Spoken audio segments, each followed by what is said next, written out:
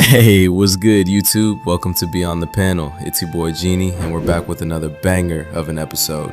And today we're gonna be breaking down one of my favorite topics in anime, toxic families. So let's not waste any time, let's get straight to it.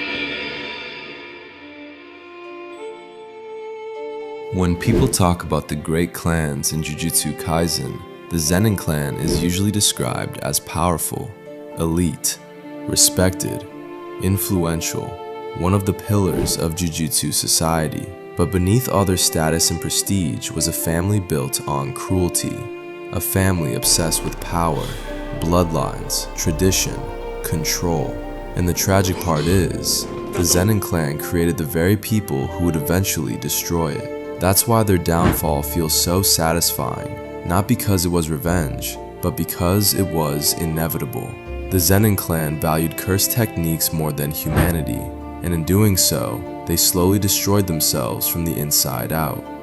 That's what makes them one of the most interesting families in anime. Before we get into it, if you guys are anime lovers and enjoy this type of content, be sure to like and subscribe to the channel. And with that out the way, cue the intro.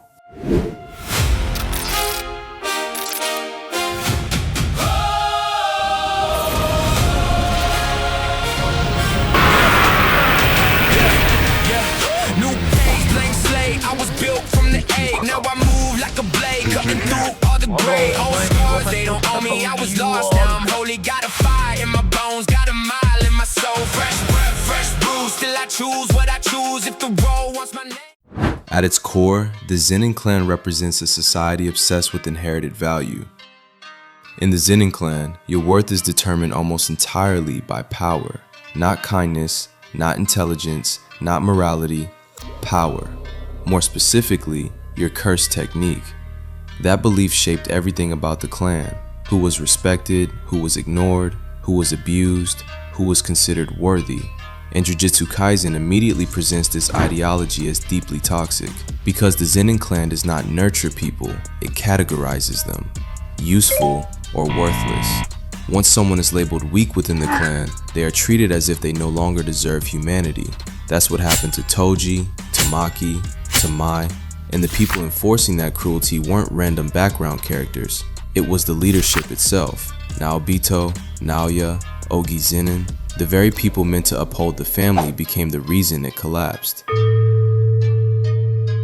Toji is one of the most important characters in understanding why the Zenin Clan ultimately fell apart, because he completely shattered their worldview. The clan believed cursed energy defined strength, but Toji had none, and yet he became one of the most terrifying people in the entire series. That terrified the Zenin Clan, because Toji exposed something deeply uncomfortable. Their hierarchy was flawed. Everything they believed about superiority could be broken by a man they considered worthless. And instead of learning from that reality, they rejected him even harder. That rejection transformed Toji into someone emotionally detached from humanity itself. One of the darkest patterns in JJK is how the system creates monsters through rejection. Toji wasn't born disconnected from the world. He became that way after years of being treated like he had no value. But what makes the story even more ironic is Megumi. Despite rejecting Toji, the Zenin Clan immediately became obsessed with Megumi once they learned he inherited the Ten Shadows technique.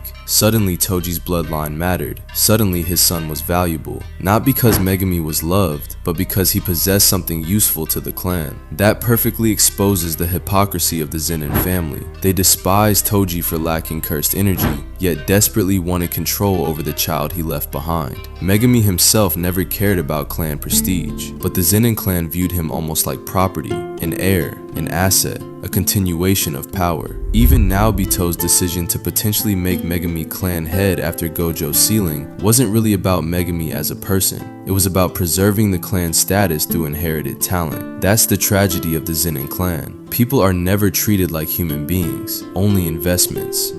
And eventually, that mindset destroys everything.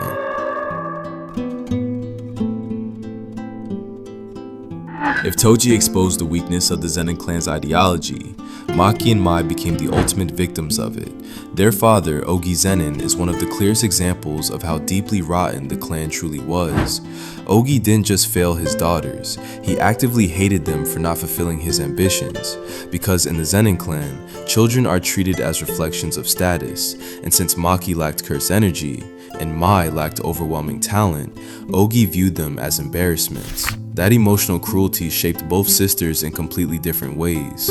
Maki responded with defiance. She wanted dignity, freedom, the ability to define herself outside the clan's expectations. Mai, on the other hand, emotionally surrendered to the system. She wanted safety, normalcy, a peaceful life. But the tragedy is that the Zenin clan never allowed either sister to truly live as themselves. Ogi's abuse also represents generational trauma. He was so consumed by status and resentment that he projected all of his failures onto his own children. That's why the scene where he attempts to kill Maki and Mai feels so horrifying, because it reveals the true face of the Zenin clan.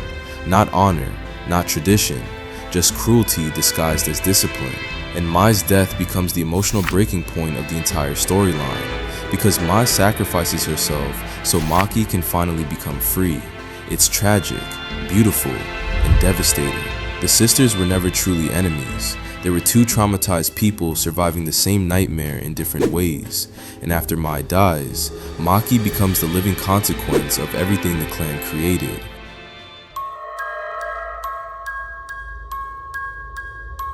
If Ogi represents the cruelty inside the household, Naoya and Naobito represent the larger culture of the Zenin clan itself. Naoya is one of the most hateful characters in Jujutsu Kaisen because he fully embodies the clan's ideology. Arrogance, misogyny, entitlement, obsession with strength.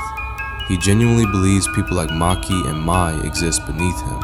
What makes Naoya so disturbing is that he isn't portrayed as abnormal within the clan. He is the product of his values. Raised to believe power determines human worth, raised to worship hierarchy, raised to see compassion as weakness. Even his admiration for Toji is twisted. Naoya respected strength, but ignored the suffering the clan inflicted on Toji in the first place. Then there's Naobito. Unlike Naoya, he's charismatic and even entertaining at times. But despite that, he still upheld the same toxic structure. As clan head, Naobito allowed the abuse within the Zenin family to continue for years.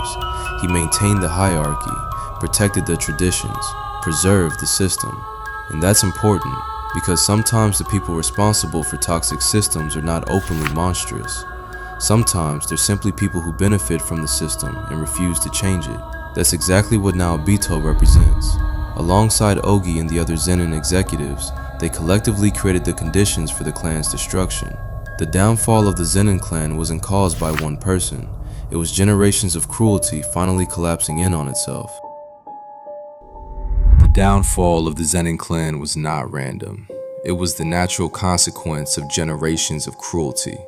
The clan believed power justified everything: abuse, control, humiliation, emotional neglect, and eventually that ideology consumed them completely. What makes their downfall satisfying is that it feels symbolic. Maki, the person they treated as worthless, becomes the force that destroys the very system that oppressed her. And there's something poetic about that, because the clan spent years rejecting humanity in favor of hierarchy, but in the end, hierarchy could not save them. Tradition could not save them. Status could not save them. Power could not save them. Because systems built entirely on oppression eventually collapse under the weight of their own cruelty. That's what makes the Zenin clan so memorable. They are not just anime villains. They represent real societal structures that prioritize status over compassion.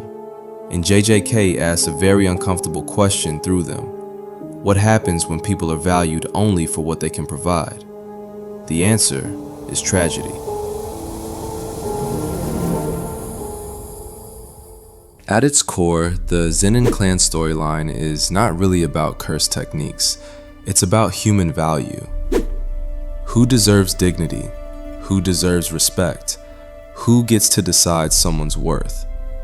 Every major Zenin-related character answers that question differently. Toji abandoned the system entirely. Maki fought against it. Mai emotionally collapsed under it. Megumi inherited its burdens without wanting them. Naoya embraced the system completely, and Naobito and Ogi preserved it until it finally destroyed them too. Together, their stories expose the emotional damage caused by toxic systems built on expectation and hierarchy. That's why the Zenin Clan storyline feels so emotionally powerful, because beneath all the supernatural elements, it reflects very real human experiences. Family pressure, emotional neglect, inherited trauma, the need for approval, the desire to be seen. That's why their downfall feels deserved, not because destruction is satisfying, but because freedom from cruelty is.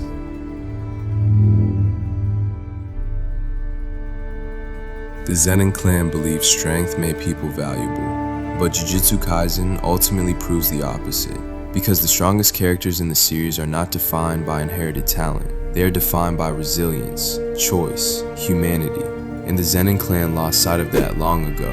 That's why they fell, not because they lacked power, but because they forgot how to value people as human beings, and in the end, that became their greatest weakness.